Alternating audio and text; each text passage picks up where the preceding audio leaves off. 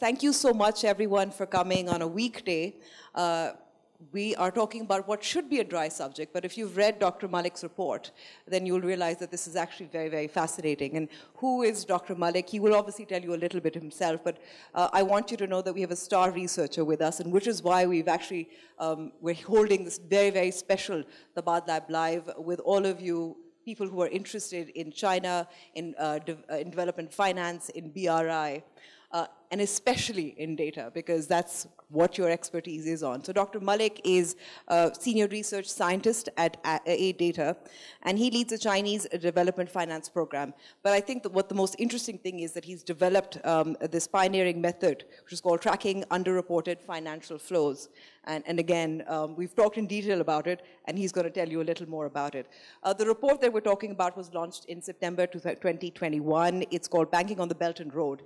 And there's an extraordinary amount of data that Dr. Malik and his team went through and has made easier for all of us to understand. Lots of questions, because there's a lot of political rhetoric that surrounds CPEC. If you talk to anybody in the West, it will be called a debt trap. If you talk to somebody in Pakistan who talks about CPEC, it'll be called a game changer. But beyond these words, where's the evidence and data to support it? This is the first time, I believe, that this kind of examination of the kinds of loans, the kinds of infrastructure projects, the countries, the number, the money has been examined in this kind of detail in so many sectors. Dr. Malik, if you could present some of your findings, I'll be asking a few questions, and then we'll open the floor up for Q&A. Thank you very much, Amber, and I'm really grateful to all of you for making your way out here. I'll spend no more than 5 or 7 minutes giving an overview of who I am, what we do in our research lab, and share with you some of the findings from our research. The title of the study that is in front of you is Banking on the Belt and Road, and this is based off of a large data set that colleagues at William and Mary University in Virginia in the US have collected. I'm here on behalf of AidData, which is a research lab at the university.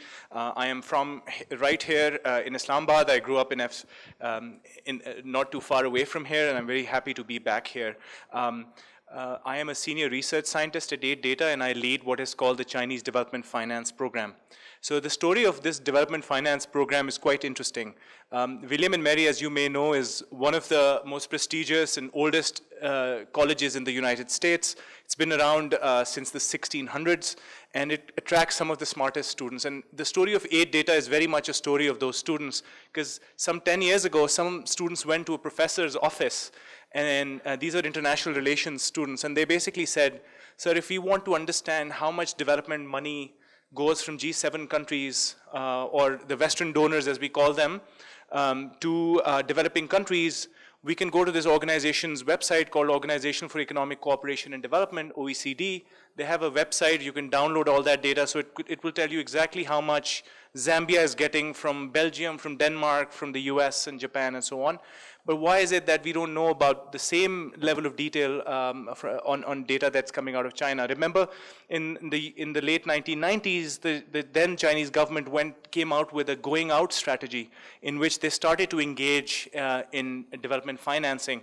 And so that initial question led to the first research grant in which students applied open source methods, just using websites from the Chinese embassy, press releases. At that time, there was some social media, but they used open source news reports and other things to put together a methodology that distills all this information on hundreds and hundreds of projects that the Chinese state and different entities of the Chinese state are organizing around the world, and put it in the same format, same exact lines, categories that the OECD does, so that you are then able to do a head-to-head comparison on who's doing what where. So this project that I'm presenting today has been now going on for 10 years. It involves more than 100 undergraduate students who work year-round with us as part-time research assistants. But I also lead a team of 10 researchers who do all the due diligence and work that goes into this report. Slide, please. So just to give you a sense of the scale of this and the purpose of what I'm doing, as I said earlier, a lot of the discussion on US-China relations or the Belt and Road Initiative and what the Chinese are doing is mired with a lot of rhetoric, a lot of belief on what the world should look like, what are human rights, should they emphasize human rights or not, things like that. But what we think we are doing, our contribution is that we are bringing fresh evidence and actual numbers to the table, which lets people make better decisions on the efficacy of these projects. So if I were to talk about the scale of the project, first of all, we cover all different sectors of financial flows. We cover aid, we also cover loans. So it's a combination of different money instruments that are used. We have more than 13,000 projects that we've covered. For each of the project in our data set, you will find over 70 variables. And these cover things like sectors, which sector is the project in. If it's a loan, it will tell you what is the interest rate, what is the maturity. It will tell you even how much insurance is being paid on a loan and so on. It will also tell you the exact location of it. So in fact, if you're on, I'm sure all of you have your phones handy. What I would love for you to do is go to china.aiddata.org, and that's our database of all of these projects that we've looked into. You can search for key terms. You can pick up one of the two projects that you see in front of you, and you'll see the level of detail that we have there. And what we've done basically is that we have tracked over 300 Chinese entities. These are policy banks like China Exim Bank and CDB, but also a lot of implementation agencies. So over 300 financing agencies, over 5,000 implementation agencies from not just China, but from other countries which are involved in implementing these projects. So if you, for example, tell me who are the different actors that put together this hydropower plant in Zambia, our data set will identify them as well as all of that detail. So that really is the contribution that we hope to make. The other interesting thing about that data set is the last thing I'm going to say about this is, for each of these projects, you'll see on china.aiddata.org that we have on average about 140 words of a description for each project. So you can also do text analysis and you can read the story of each and every one of those 13,000 projects. Next slide, please. This is based off of a methodology. You must be thinking, how do we get hold of all of this data? Believe me, all of this data is out in the public. If you go to our website, we will tell you which sources we have. And just to give you a context, this data is based on over 91,000 sources.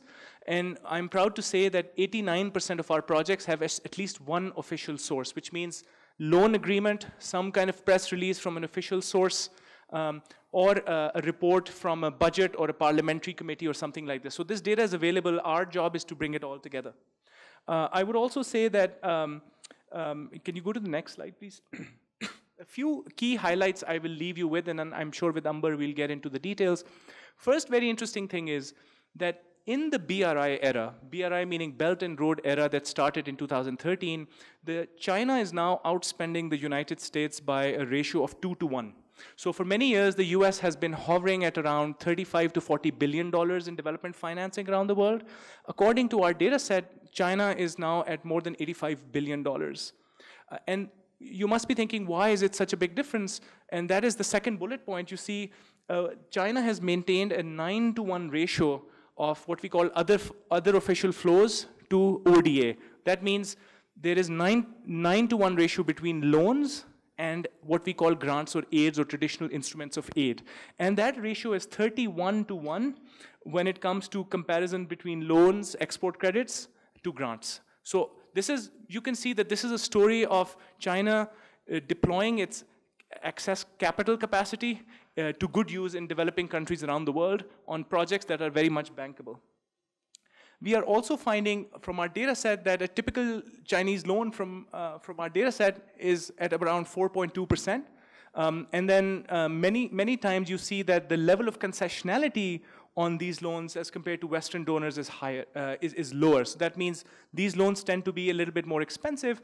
But to understand the context of why these loans are more expensive, I think you have to understand that the places in which these loans are being given out, the context, the risk level that they are taking is also much greater. So obviously, if anybody who knows basic finance knows that if there's a higher risk, of default on a loan, the interest rate is higher. If you have a worse credit history, you're less likely to get a cheap loan and so on.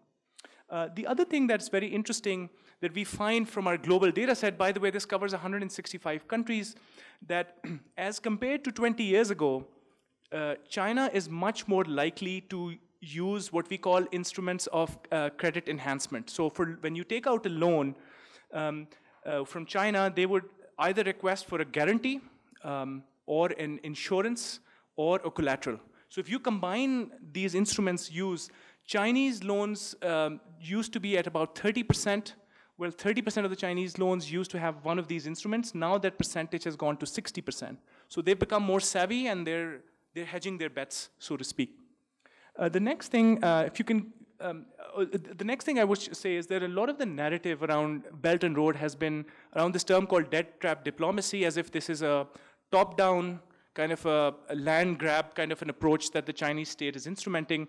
But what we find in our data set that the Belt and Road is in fact an ecosystem within which a lot of these state actors work. And if anything, they are what we called yield maximizing surrogates of the state. So this is basically people who have capital and they're here to make a profit of projects that are bankable. Next slide, please. Okay, so I'll leave you with a couple more thoughts. One thing also I think we should understand is that we should look at these, the Chinese activities, it's a partnership at the end of the day.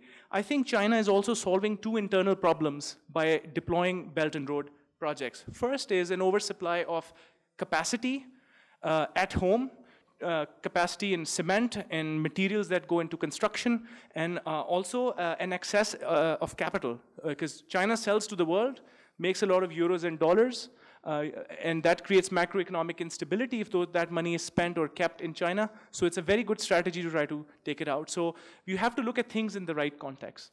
Can you go on, please? So I'll leave you with a couple more thoughts. I pulled a couple of slides on where Pakistan stands on the Belt and Road. Can you keep going? You'll see some more. Yep, thank you very much. So, I mean, none of this is surprising to the people in this room, but just for fun, we put together some of the data on Pakistan. We have about 228 projects under CPEC and also from before. And of course, we see that the amount of Chinese financing in Pakistan grew exponentially between 2013 and 2017. The data set that we have captures projects only until commitment year of 2017. So projects that were committed until 2017 we've covered. We will give you the status of each and every project. We'll tell you when it was supposed to start and where it is, but our data is until 2017. So Pakistan ranks number 7 on the list of countries that receive OOF, and Pakistan ranks I think number 6 on the list of countries that receive grants from China. So Pakistan obviously is a much more very important country, but as you can see in the next slide, the portfolio of projects in Pakistan obviously is dominated by energy. About 60% of all financing comes in the energy sector. So I think I'll leave you with that. You can go to next 2 slides. Thank you very much for your time, and I look forward to having a discussion on some of the things that I've said. Thanks. Thank you for setting that up beautifully, Dr. Malik. Before we go to Pakistan, and there are a lot of questions that I have about Pakistan, let's talk a little about the pivot, because since 2013, as you've also, your data shows, China is outnumbering the US 2-to-1 in terms of where it spends, how much it spends as well. Any other ways that you've seen the Belt and Road Initiative evolve in terms of development finance, in terms of the countries or regions that it's spending on, how it's learned from the risk, and implementation subsequently as well? So if you look at the global data, and we do this in our report, you'll see that while Chinese development finance was in the 2000s, it was already quite large, we see the first big shift happening in 2008. After 2008 crisis. So I think the Chinese state was parking a lot of their excess capital, dollars in US Treasury. And after quantitative easing took place, after the global financial crisis, those returns became less attractive. And so that is what I call the first wave of massive spending increase. And then when the Chinese president announced the Belt and Road Initiative, which is basically at the end of the day about 5 types of connectivity that they talk about as part of this strategic vision, that's when entities like China Development Bank and China Exim Bank were explicitly given a mandate to go and hunt for yield maximizing profits. And so what you see is that since 2013, as I said, there is now a lot less lending being done to public agencies in developing countries. A lot more is being done to special purpose vehicles, state-owned enterprises, and others, which is why this is a little different form of financing than what we might be used to. It is, the question is whether this is private sector lending or is it public sector lending? How do sovereign guarantees come into play? If a project works fine, for example, I'll give you an example of China-Laos Railway, $6 billion project. The size of the project is enormous for a country like Laos. If that project goes well and good, that's totally fine. But if the project goes belly up, then the expectation, we think, is that the Laotian state is going to be responsible for it. Or they might just walk away from the project, in which case the Chinese contractors would have to either liquidate their assets or come up with some other way of doing it. So I think because we are in this sort of uncharted territory between public sector lending and grants, I think this is all the more interesting why we should take the time to dig into some of these details. And last thing I'll say, if you want a real-world example of how this is playing out, I'll give you the example of something that happened just 2 weeks ago. Jakarta-Bandung rail project was a big flagship project. It was presented to the Indonesian people as a private sector project, but the project has since run into cost overruns, as often happens in transport projects. And even though the Indonesian government had explicitly said that the Indonesian taxpayer will not be responsible for it, just 2 weeks ago, they were forced to make an announcement that they will pay $275 million to basically bail out the project and cover for the cost overruns. And as more and more countries struggle with COVID and revenue streams dry out and arrears from these projects accumulate, I think it will be very interesting to see how this plays out. All right. I mean, you talked about public sector and private sector spending as well, and how it's evolved to become a mix of that. But it also brings up the question of hidden debt as well. And this is something that's been raised. The questions about the transparency of these loans has been raised within Pakistan, in Western countries as well. Could you talk a little more about that hidden debt? Because there's several countries that have actually actively been able to, put it back under the sort of carpet, put these loans back under the carpet so that they're not transparent. Yes, I'm glad you asked that question, because out of all the things that our report talks about, this issue of hidden debt got the greatest attention. We were covered by all the big publications, the Financial Times, the Wall Street Journals, the Economist, BBC, and so on. Let me explain what we mean by hidden debt, because hidden debt sort of implies that there's like something sinister going on, which may or may not be the case actually. So the way that we went about calculating hidden debt was we looked at how much debt a given country has accumulated according to our data set. As I said, we go and track those projects. We put that all together. We had a number for each country.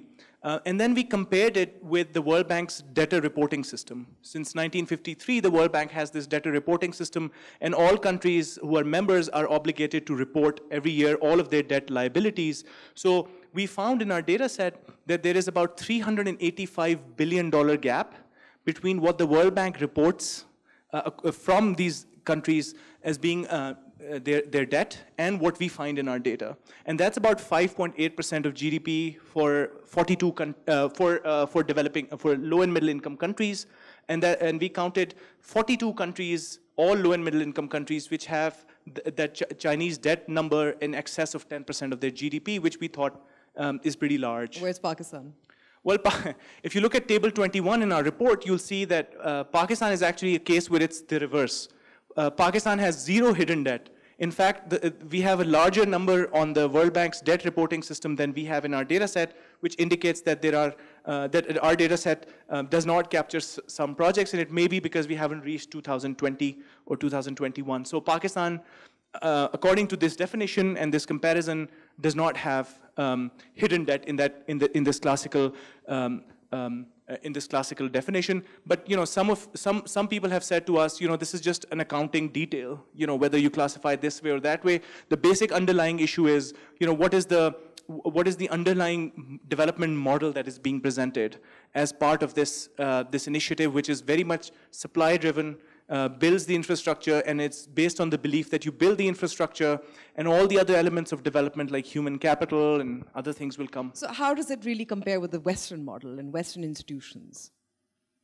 I think if you're interested in this, I would urge you to go to the White House's website. And in June of this year, the White House put out a statement on the new initiative that they're launching, which is supposed to be an alternative to the Belt and Road. It's called the Build Back Better World Initiative. And that project is quite interesting in that it collects all G7 countries. The statement came out after the G7 summit. And there they articulate the first set of principles that's going to dictate that initiative. And the name of that initiative is in parallel to President Biden's domestic agenda, which is Build Back Better, where if you follow Capitol Hill, there's a long discussion going on right now as to whether some things like childcare are actually infrastructure. Because the Republicans are saying that under the guise of infrastructure, you're doing social spending. The Democrats feel that this is essential because if you don't have childcare, how will mothers work? This is essential for economic growth. So that same principle or set of rules around values, social spending, getting women to be more empowered and have them play a role in society, having clean and green energy, all of the discussions that are happening domestically, I think, are going to be reflected in this new initiative. So I think it's a very interesting time for developing countries like Pakistan. So here's the question then. Is the US copying China, or is China learning from the US because it is now sort of pushing towards green energy as well, clean green energy?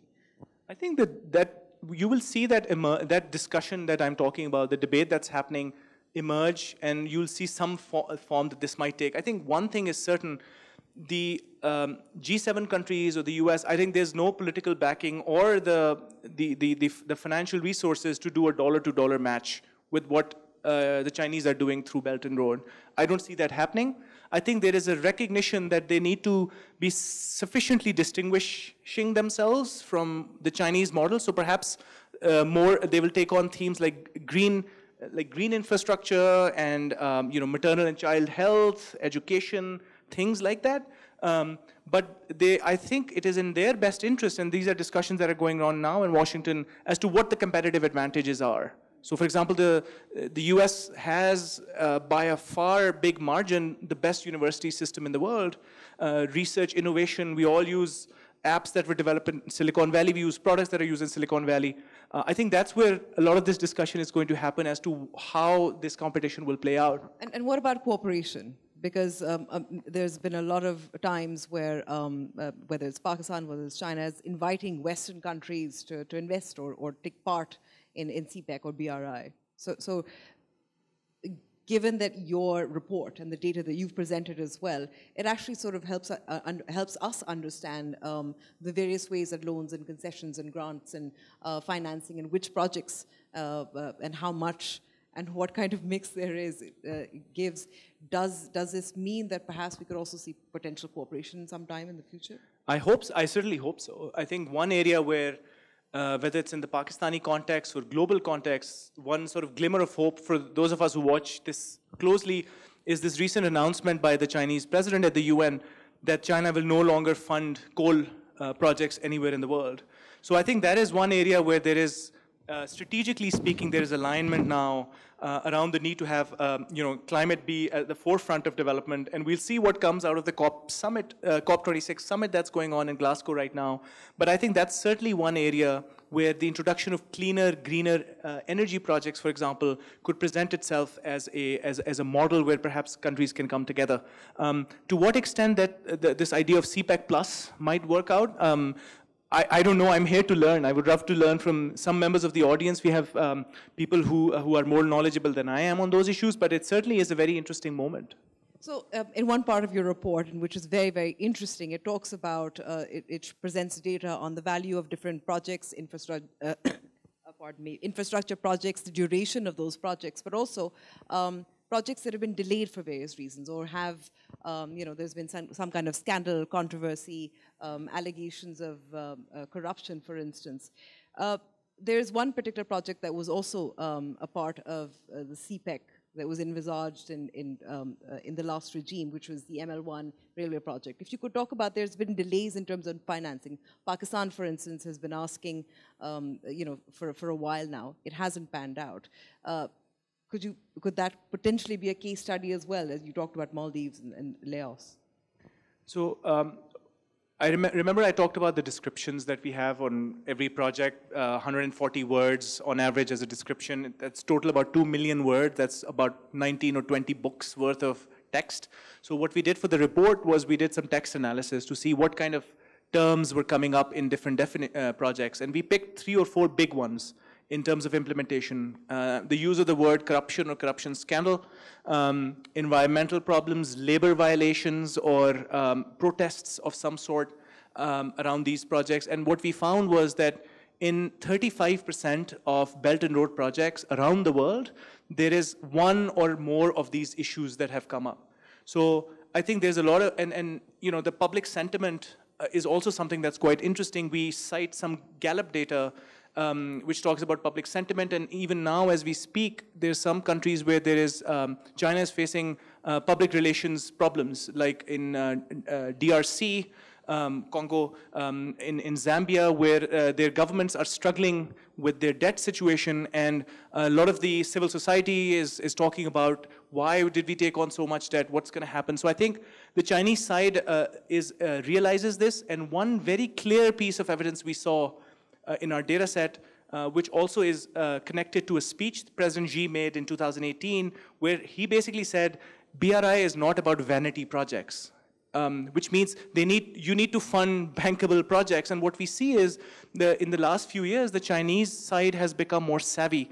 They are much more likely now to indulge in syndicated loans, sometimes even with Western institutions like the IFC or the Asian Development Bank. So I think they're beginning to hedge their bets a little bit by trying to broaden out these lending. But coming back to your question about ML1, Amber, I'm first and foremost an urban and transport economist, so its project is close to my heart. I think generally speaking, when big transport investments are made, and this is also a big one, if it goes through, it's going to be one of the biggest in the Belt and Road, perhaps bigger than China-Laos Railway. Of course, it's a big strategic investment. And there is always in these projects, there's the cost side and then there's the benefit side. So let me talk a little bit about the benefit side of this. So economic theory has documented paper after paper after paper that when transport connectivity improves, the benefits of that get reflected not just on to the businesses who will save transportation costs, but a lot of that also gets transferred onto the consumer. So in theory, if you have a trucking business, even now with all the highways that have been improved in this country, you'll see that, I've talked to some logistics companies and people who work in Nestle and other places which are in supply chain tell me that the likelihood of shipments getting delayed, tires getting burst, the amount of time it takes for them to move things from Karachi up the country has already improved. And that is tangible benefit that comes into an economy. And as we do more and more of these special economic zones in the second phase of the CPEC, I think it's very, very important to make sure that there is a proper economic and regional and spatial economic plans around the special economic zones. And something like ML1 can play a huge role in making sure that things that are manufactured in Rashakai, for example, can go west toward Afghanistan and Central Asia and can go south toward Karachi at a much more rapid pace than has ever been done. And of course, all the domestic travel that it will also generate. So I think it's a very interesting project, and we'll see how it plays out. And yet there have been financing delays. The negotiations are still ongoing. And that brings me sort of to my next question. And I'm going to quote from your report as well here, because so the top 10 countries with BRI and infrastructure project descriptions that refer to scandals, controversies, or alleged violations. So Pakistan, there's 10 projects.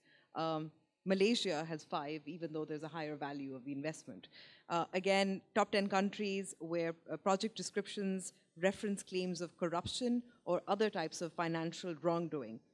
Pakistan there's 4 there, and Malaysia 2. Again, Malaysia has a higher value. how could you explain that a little bit, a little more? Because Pakistan is a little higher up, despite the fact that Malaysia has a sort of a higher value of investment. So in Malaysia, it's basically, you may have heard this in the news when there was this big transport project across the country that when the government of Mahathir Mohamad came back, he said that he's going to revisit all the loans. And I think they ended up canceling that. So I think that's where some of these issues came up. And the typical scenario in these cases is, I'm not talking just about Malaysia or Pakistan, but globally in our data, is governments change and they decide to revisit some of these projects, and the story goes that, oh, well, these were overpriced, or that this is a vanity project that our country could not afford. Think of the Lahore-Islamabad motorway in the 1990s. There was a lot of discussion. Think of the Orange Line in Pakistan, in Lahore right now. The debate is, whether this was needed, not needed. Could we have spent the same money doing something else, which would have been better off? I think from a technical perspective, as a scholar, I can say it's very, very difficult to tell. So it's very hard to compare project by project. As far as Pakistan is concerned, Amber, I think you should look at this in the context of the numbers here, right? You mentioned 4 projects, 10 projects that mentioned this. And you can search for the word corruption, Pakistan, in china.aiddata.org, and you can see the details for yourself. But, there are, in our data set, over 225 CPEC or Chinese development finance projects in Pakistan. So the percentage of projects are low, but you also have to remember that a lot of these countries that China is working in are, in general, some of the most corrupt countries in the world. So if you believe in those corruption indices and rankings, and I'm not here to make a judgment on whether those rankings are right or wrong, China is going in countries which are, in the bottom 25% of that pile, and they're doing increasingly more and more work there. So I am not at all surprised that you see these numbers coming out on corruption, because when you do these big projects in these countries, governance systems are essentially weak. China is investing countries that other Western countries may not want to invest in because of these reasons. Of course, yes. Yeah. So again, there's another sort of interesting point as well in terms of your data. Are BRI projects more prone to delays compared to other projects, from Western donors? I forgot what the top line number was, but yes, projects that come under the umbrella of the Belt and Road, and what that means is these are connectivity projects, mostly transport, energy, infrastructure kind of projects that have been, that are in one of the 135 countries that have signed an explicit MOU with the Chinese government to become part of the Belt and Road, Pakistan being one of them. Projects are more likely than other projects to be delayed. And I've scratched my head thinking why that might be the case. Yeah, that's the reason, right? That we have to ask. Yeah, it's hard for me to know. This is going to be something that we will explore more in the days ahead. But one reason could be that these projects simply tend to be much larger. So 40 out of the 50 largest projects that we found in our data set are delayed. And so when you do really large projects, chances are that projects will be delayed. I know in Pakistan, for example, I've been talking to people here in the last few days. Some of the energy projects that were put together and brought live 27 months, 30 months, doesn't happen very often. It was super quick projects. We needed energy. Projects were funded, they were put and connected to the grid. But I think when you do really large projects, especially like this infrastructure projects, which involve lands and acquiring land, dealing with local communities, I think it's very, very difficult to do these projects. I think the Jakarta is a good example of that. The Jakarta-Bandung Rail project, I mentioned the China-Laos project. All of those face these kinds of challenges. Right, thank you. I'll open the floor up for questions now. So thank you so much. I really enjoyed the discussion. So my question is regarding the confidentiality clause that we hear a lot about in the news, and which compels the borrowing governments not to disclose the terms of the agreement. And is that the reason that, like my argument would be that if it is public debt, it should be available to the taxpayers, the clause of that loan. So is that the reason that Chinese mostly loan out to state-owned enterprises instead of like giving it out to the government? I think that's not the reason why more funding is going to non-public sector entities. There's other reasons for it. A lot of countries may not have if you look at their balance sheets, they may not have the ability to absorb more debt. So therefore, this is a way around that. In Pakistan, so many special purpose vehicles were created for energy projects with private sector equity of 25%, debt 75%. So there's other financial reasons. People who do project finance tell me that there's many reasons why this is being done. But earlier this year, AidData, together with the Center for Global Development, Peterson Institute, and Kiel Institute, released a report called How China Lends. And that also is on our website, in which they basically obtained 100 unretracted loan agreements from across 24 different countries, where the Chinese government had signed, or one of the Chinese financiers had signed an agreement, and they did find what you're saying, confidentiality clauses. I think in some places they also found no Paris Club clauses, and the concern that that report raised was that in the case of solvency, or if a country declares bankruptcy, who's going to be ahead of the line to be repaid? And I think that raised some concerns about that. The other thing that that report found, which I think is quite interesting, is that when these Chinese financing entities do negotiations, they don't bring lawyers from the Chinese Ministry of Finance. They hire the top law firms from London and Paris and New York, because they can afford it. And one of the questions is, do developing countries have the same quality of legal counsel, and do they know that they are actually signing agreements which will bind them? But yeah, I think you have a good point, and this goes back to this point about what's public, what's not public. It's public debt or it's not public debt. I think that's at the heart of this, because someone can tell you, no, this is actually not public debt, this is private debt, so we are not obligated to declare. I mean, Citibank makes an investment in Pakistan, you have zero expectation that they will make it public. But again, it goes back to the heart of this question of what is public and what is private. I think that's the bottom line. Ji, thank you very much for a very useful discussion. My name is Harun Sharif. So very quick couple of points. Number one is the overall volume of capital flows which you mentioned in the beginning. So does that include the contribution of countries through multilateral system? Or is it out of the multilateral system? Okay, it's just bilateral. Also, if you disaggregate, does that also look at private investments through sovereign wealth funds, for instance, not the project-related financing? Second part linked to that is that what I gauged from your analysis is that the trends in terms of financing are changing. But what's your general comment on the risk appetite of China in terms of putting money in difficult states and difficult projects?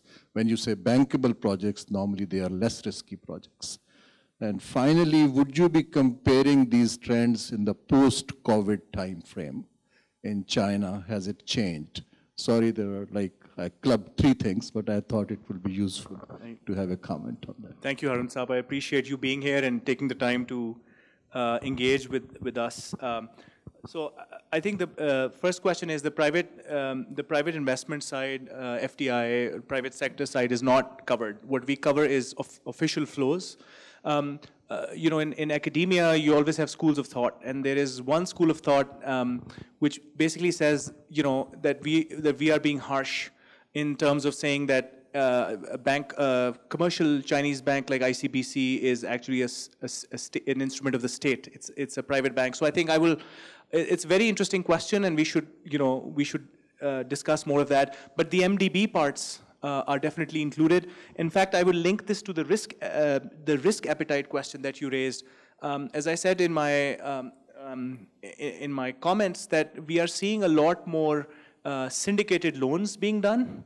And there is always in syndicated loans, as you know, there's always a lead arranger. And we also give in our data set details of who's the lead arranger in different syndicated loans. But the mere fact that you are more likely to see syndicated loans with multiple Chinese entities or with non-Chinese entities being part of those syndicates to fund big projects, to me indicates that there is some hedging of the bets going on as far as risk.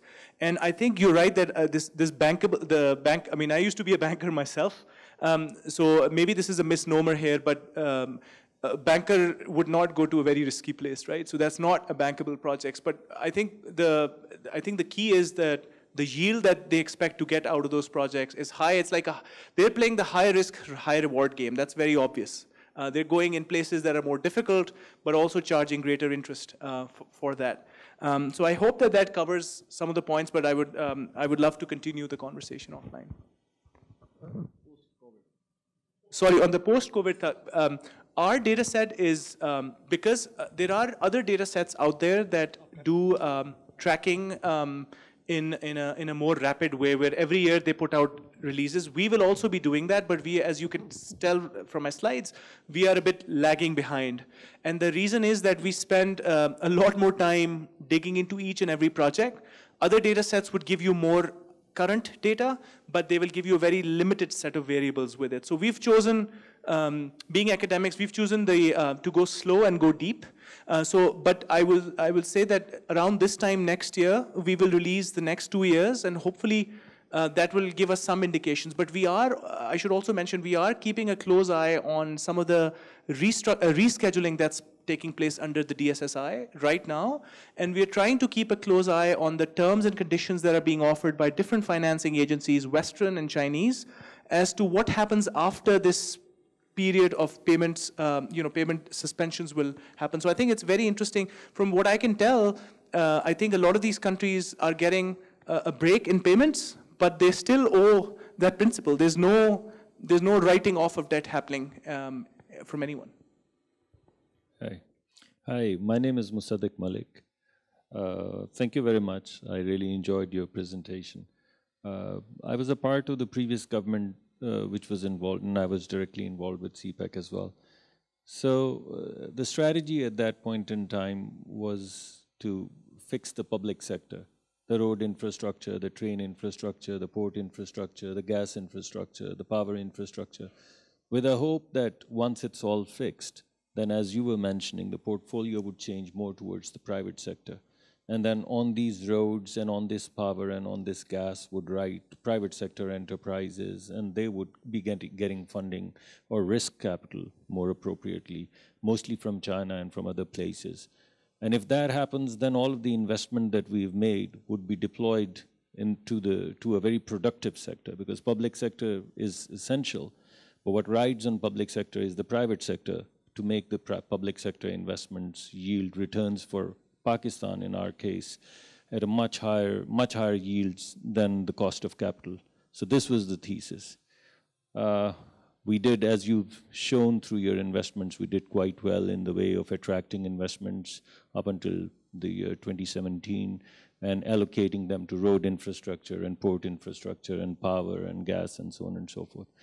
Now, as you say that the Chinese strategy has changed, why is that strategy not reflecting in Pakistan? If China in itself is also moving away from just public sector investments to more bankable projects, which I call risk-adjusted investments rather than low-risk adjustments, low-risk projects, then ideally, with an allocation of twice as much coming from China as compared to the United States, some of those investments should have come to Pakistan. But this is the first year, and my numbers, if they're off by a very short margin. In spite of the fact that the US interest has gone down in Pakistan, the US FDI is higher than the Chinese FDI for the last year.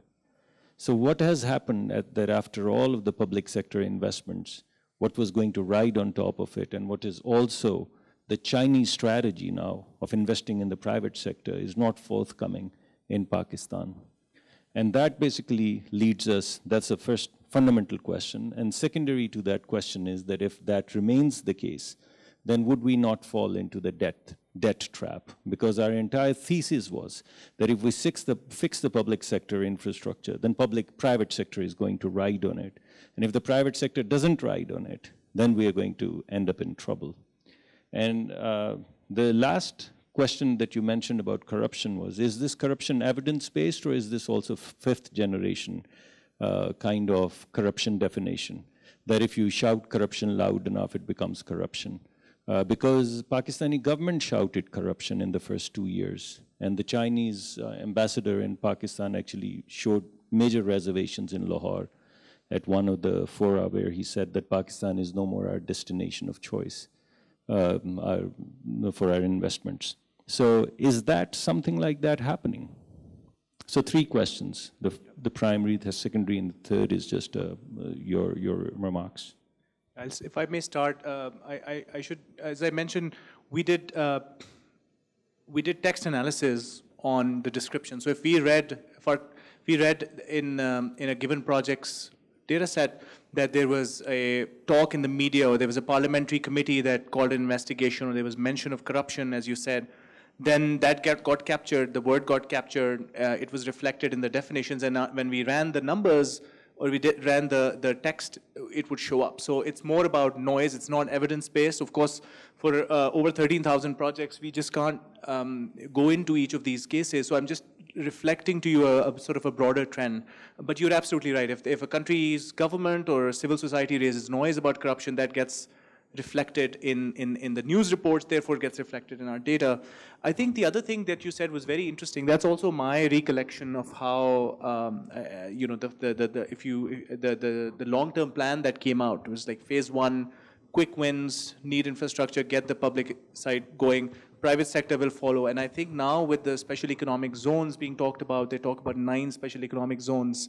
I think this is, to me, perhaps the most challenging part of this, because you don't just need, for special economic zones to succeed or for private investment to come, you just don't need gas and electricity and a piece of land at Rashakai.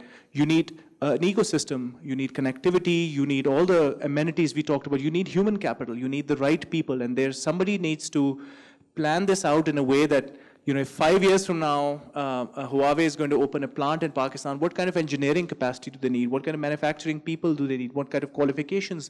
And the preparation for that has to start today in order for this to get. This is what I know from the experience in other countries from special economic zones. And I haven't, because of the lag in our data set, I can't comment on exactly what the numbers are. You mentioned some of the numbers, I believe you, but I'm not sure why this hasn't come through. I mean, in a lot of countries we see because of the COVID crisis, implementation of projects has slowed down, but I don't know to what extent that might be the case in Pakistan. But that's certainly something to keep a close eye on. Dr. Ammar, this side. This table should be, I think, good for asking all the questions. Yes. Thank you very much. It was pleasure hearing you. My name is Dr. Samrez, and I'm a retired Major General from Pakistan Army. I recently did a PhD in CPAC. I have 2 questions from you. One, that you have said that you have, data-wise, you have monitored something like over 13,000 projects of BRI. So can you say that what is the general percentage of projects of BRI out of these 13,000, which are generally on positive side, and how many are likely to be converted into SIC projects? Converted into? SIC projects. They're not progressing well. Second question is that we hear from Western media major concerns about China's fiscal attitude. That is, we hear about predatory economic policies, we hear about debt trap diplomacy.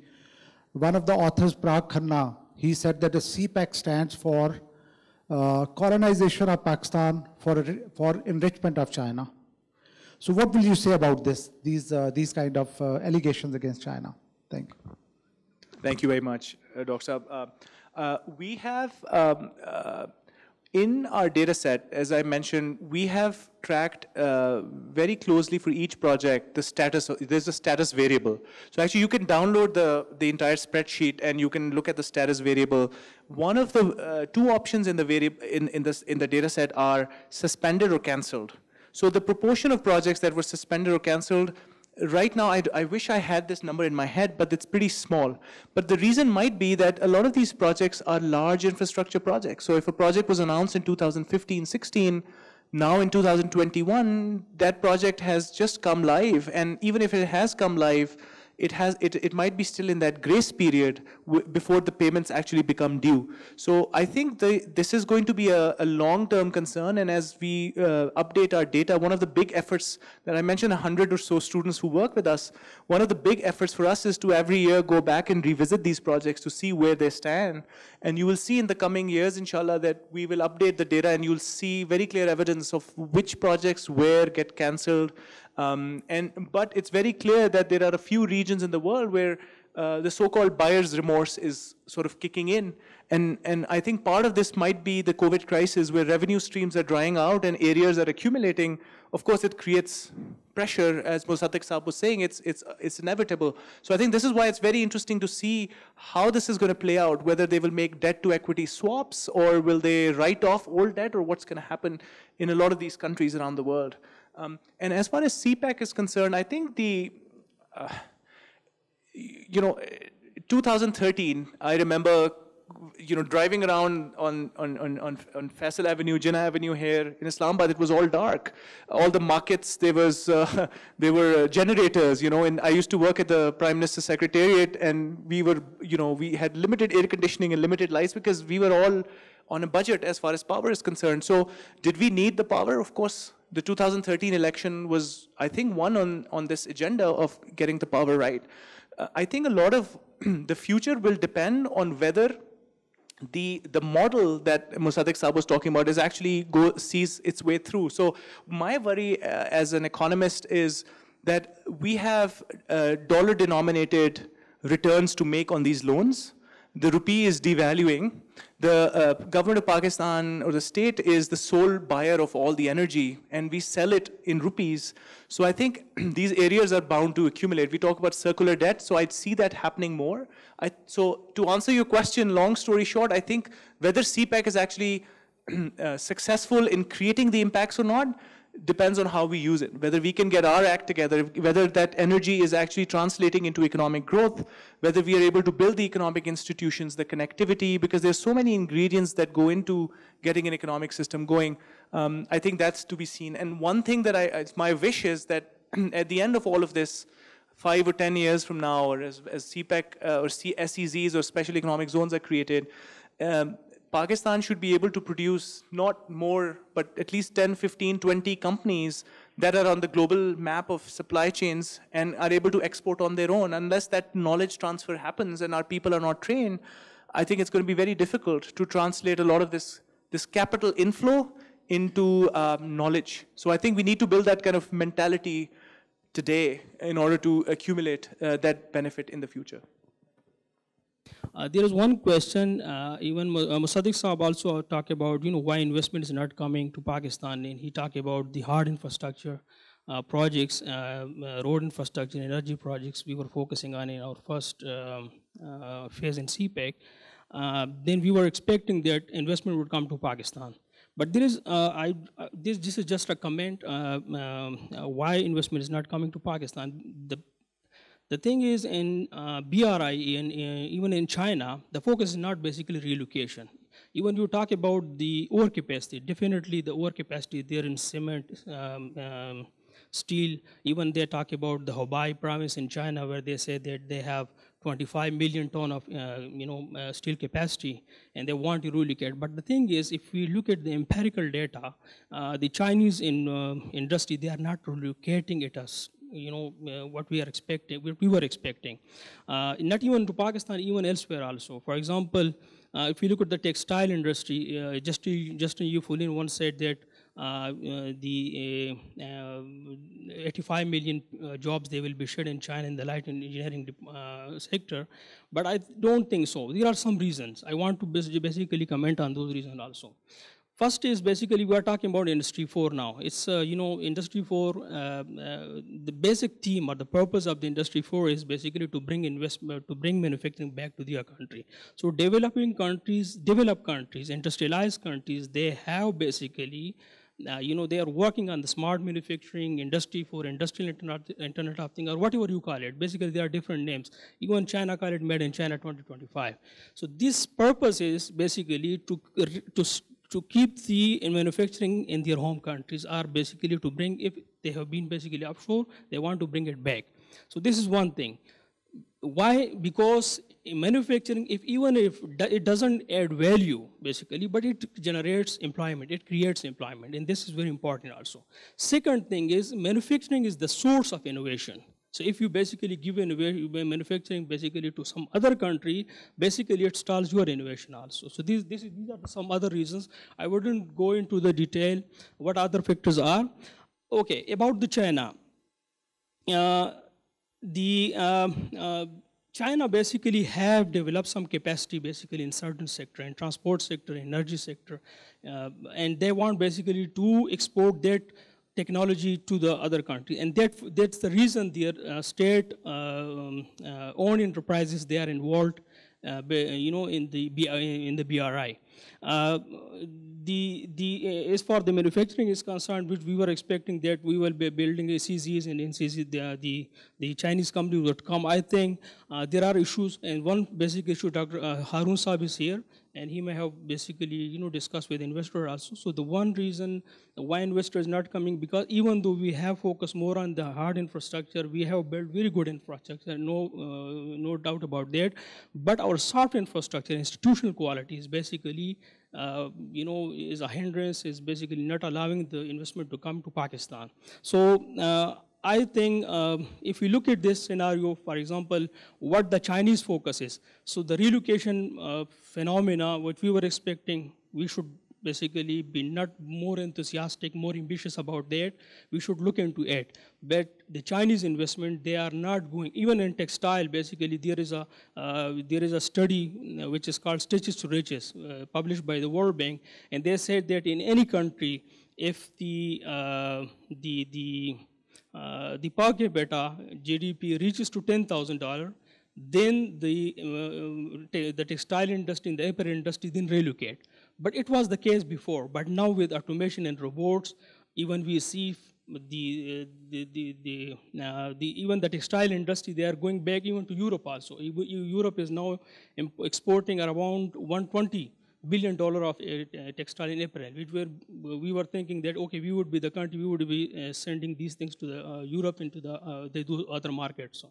So my point is, the point I want to make is, I think we have some little time, because automation is there, Industry 4 would be there in 10 to 15 years. Industry 4 is not about technology as a phenomena. There are so multiple technologies involved. So we have a limited window. In that window, if we attract investment, and we would be attracting investment only if we improve our institutional quality. I agree, yep. Yeah, this is basically the important point.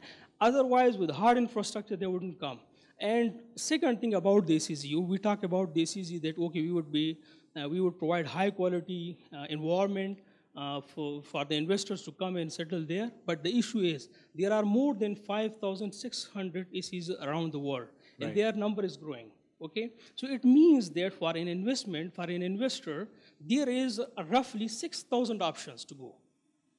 And we are talking about, some incentive. For example, we talk about one incentive that, okay, for 5 years or 10 years, some rebate, income tax, and then import duties, thing like that. I think every ECZ around the world offer the same thing. Yep, so what would basically differentiate our ECZ from other is the institutional quality.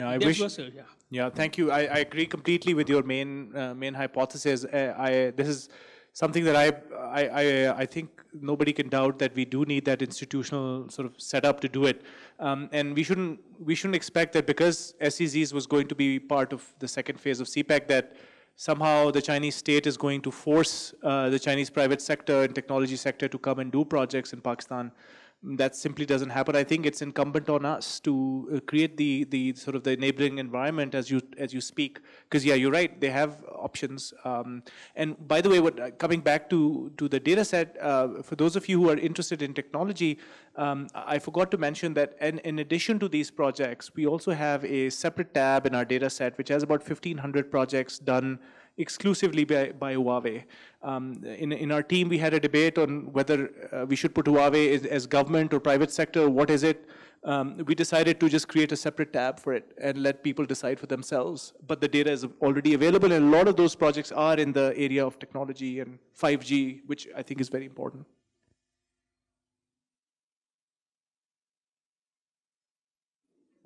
Thank you so much for your questions. Thank you, Dr. Malik. Obviously there are a lot more questions, but I think some of the key takeaways here is that there needs to be more research. And I think the research now needs to go into these infrastructure projects, how they develop, as well as the impact of COVID, for instance. I would recommend that all of you read the report.